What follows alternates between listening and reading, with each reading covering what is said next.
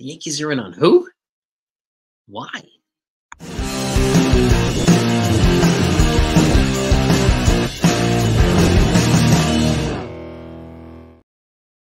Hey, gang, hope you're all doing well. Hope you had a wonderful weekend. So, the Yankees are apparently in on versatile infield outfielder Tony Kemp. 32-year-old player, played with the A's. He absolutely killed the Yankees in 2020, 2021. He owned them. He batted like almost 500 against them. So, you're not going to understand the logic about him not wanting to play against the Yankees. But what would it represent here? Does that mean that they're looking to move Gleyber Torres for pitching? Does that mean they're looking to move Oswald Peraza or Everson Pereira in a package for pitching? The only infield position this man really plays is second base. Okay, so unless they want to move Peraza and Pereira, or they have a plan to move them or something in the works to move them, and they want somebody to credit up with major league experience, I can understand that, right? Or they want to move Torres and they don't trust Peraza to take over. Right, because the offense would obviously be a drop in offense, right? But you got to give him a chance to play. But they want to combine him and a guy like Tony Kemp. I see the logic in that too. But aside from that, where's the fit, right? And again, these are the Yankees are quietly looking for pitching. I get it. They want to round out their offseason, which would be a fantastic thing. But I could also see them going into the spring training even further, until they find the right fit. And the fact is, the Yankees, despite what people are saying, the Yankees have not figured out a way to mess up their offseason after Soto. Okay, they made a lot of moves after Soto. Like I said, these folks would be better off saying they didn't do what we wanted them to do, or what we told everybody else they should do after Juan Soto, right? They've done a lot. Been busier than most of them. We've gone over this repeatedly, and people keep still feeding this lie. But that's on them. So, again, what would he represent? And these are the same folks, too. Let's just say, and the Yankees are looking for pitching. We'll bring Blake Snell into this because Blake Snell turned down $25 million per, right? There's still chatter about him falling into their laps or potentially just coming back to the Yankees in again. But why would they offer him more than he turned down when no one else gave him an offer? Why would they offer more than that? It's already going to cost at least $50 million because of the $25 million that they gave him. That's going to turn into $50 because of where they're at in payroll.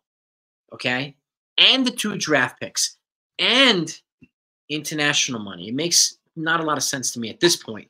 Before the threshold, yes. Not now. Okay, I don't care if he's a 2-time Cy Young winner. I don't care if he's friends with Aaron Judge or he got the buy-in from Garrett Cole. You got the buy-in from these guys before the threshold too. We're not hearing much from them now, okay? And I even see less logic of them, giving him an opt-out after 1 year, and so he can go retest the market. Especially if they don't win the World Series with him, right? First of all, he's not going to guarantee the World Series.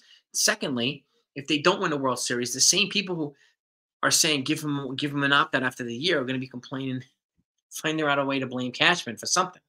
Like they do all the time, blaming the Yankees. And these are the same folks who would spend – the Yankees could bring in Ohtani, Yamamoto. They could have traded for Soto. They could have signed Bellinger and brought in Josh Hader. They'd figure out a way to complain about the bench, that the Yankees didn't do enough to fortify the bench. So this is just the way that it goes with these folks. It's comical, actually. But back to the subject at hand, Tony Kemp, right? Can you see something like this happening? Yeah, maybe. It's not a sexy move, but it doesn't need to be a sexy move. Yeah, he's got more major league experience and major league success than Oswaldo and Oswald. I get that. So with that logic, I could see. He's a downgrade from Gleyber Torres, just like all these other guys offensively are downgrade from Gleyber Torres currently. So that has to be factored in. But if these guys are going to be moving a combination of them or Torres for a frontline pitcher, then okay. Okay, I'm okay with adding a guy like this who would probably only cost $2 to $3 million per year, which would turn it to $4 to $6. But as a pesky bat to complement the lineup, right? And with his speed, he's got some speed. He could be a little bit of a leadoff hitter on occasion too. So I could see the fit there if they're bringing in a pitcher, and if losing a little bit of offensive production, but adding a little bit of run prevention with the pitching. So I can see that logic, but further than that, I don't know. That's why I want to know what your thoughts are. And we're going to continue to talk about this no matter what we hear. So make sure if you're not subscribed to this channel, you do that right now. And if you enjoy the content, hit the like button too. Okay. I thank you from the bottom of my heart for it. Really. I really, really do.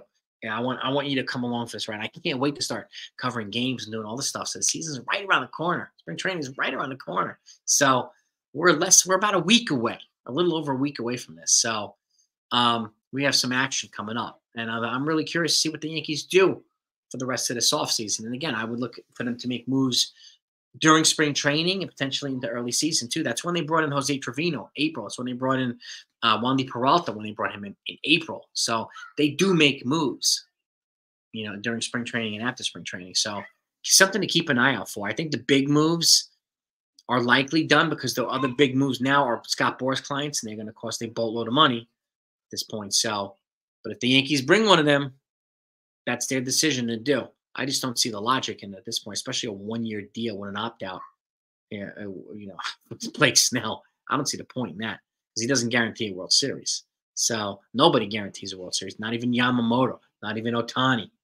So, that's why I like to keep that semblance of reality here. But let me know what your thoughts are. Load up the comments. Let's talk about it. Have a good day.